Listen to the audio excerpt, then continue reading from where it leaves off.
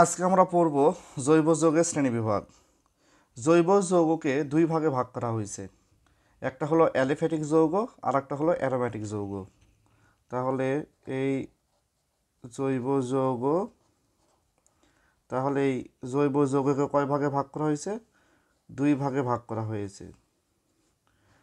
একটা হলো অ্যালিফ্যাটিক যৌগ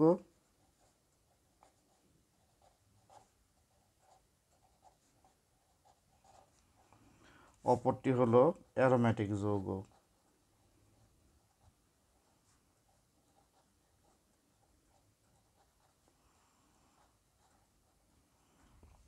এই অ্যালিফ্যাটিক যৌগকে আবার দুই ভাগে ভাগ করা হয়েছে, একটা মুক্ত শিকল যৌগ আর একটা হলো বদ্ধ শিকল যৌগ।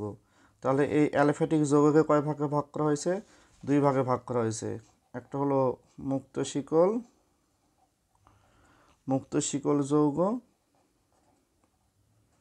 অপরটি হলো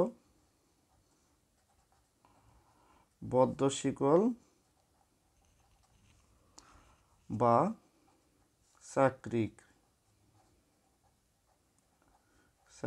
যৌগ।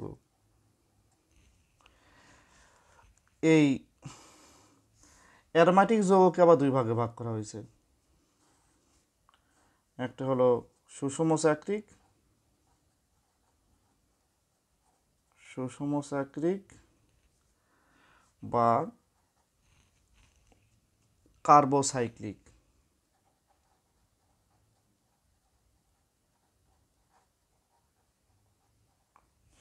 আর অপরটি হলো বিষম চাক্রিক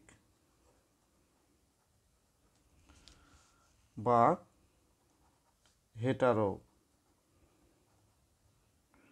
হেটারোসাইক্লিক। এখন এই মুক্ত শিকলকে আবার দুই ভাগে ভাগ মুক্ত শিকলকে আবার সরল শিকল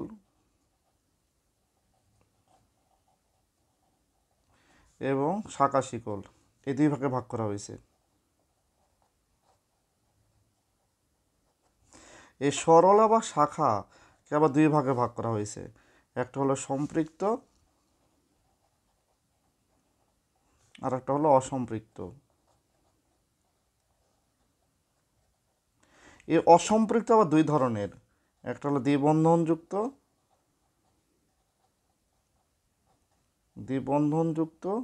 অপরটি হলো ত্রিবন্ধনযুক্ত।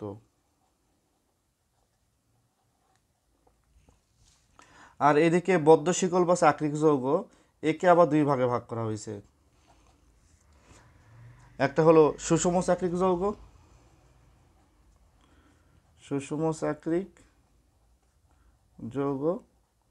অপরটি হলো বিষম চাক্রিক যৌগ।